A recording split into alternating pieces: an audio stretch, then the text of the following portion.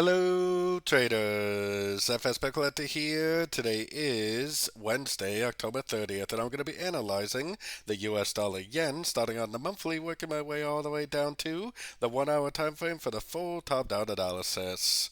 But first, don't forget to check out my website, fxpipcollector.com, if you would like to get access to my swing trade signals, my daily members-only live streams on Zoom, and my 34-video trading course, all included for only $30 per month. So on the dollar yen, like I've been saying, we do have a couple options here. Option number one is this is an ABC correction to the last 5 ways up. If it is an ABC correction, then it'll probably look something like this before it makes another move to the upside. Option number two is this really is the end of a wave 5. Instead of being an ABC, it's going to turn into a 1, 2, 3 and eventually go down and take out these lows. Notice that it's exactly the same shape until you get about 2/3 through this move right here. And that's why I always say that it's really not important to know the difference at this point in the pattern. Going down to the weekly time frame, I have it marked as an ABC, but it definitely could be a 1, 2, 3. Like I said, it's exactly the same trading strategy for an A and a 1, for a B and a 2, and the 3 and the C is exactly the same until you get about to this point right here. So definitely not important to know the difference as of yet. Going down to the daily time frame, I was expecting this to be a big expanding flat because this looks like a wave A, it looks like 3 waves up, it looks like 3 waves down with a lower low wave B.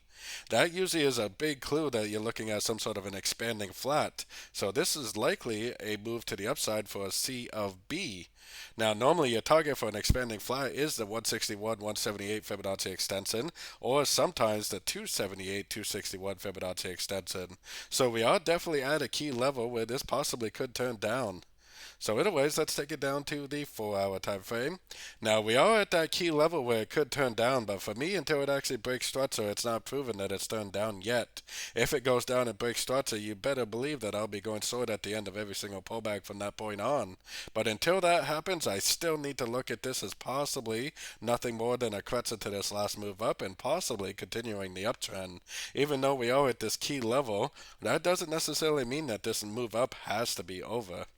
Going down to the 1 hour time frame. On the 1 hour time frame, it looks like 1, 2, 3 waves up right here, big time, and this looks like 5 waves down. So it seems like it's another ABC correction. It seems like this is an A, this is a B, and perhaps we're in a wave C right now. So keep a very close eye on your fib levels. If you do get a like double bottom, like an engulfing move to the upside at a Fibonacci level, then I would definitely take it as a long for the continuation of the uptrend. On the other hand, if it goes down and breaks structure, then at that point I will be more than happy to start looking for shorts at the end of every single pullback I see from that point on. So don't forget to join my free Discord channel, which is linked down here in the corner. And as always, thank you and happy trading.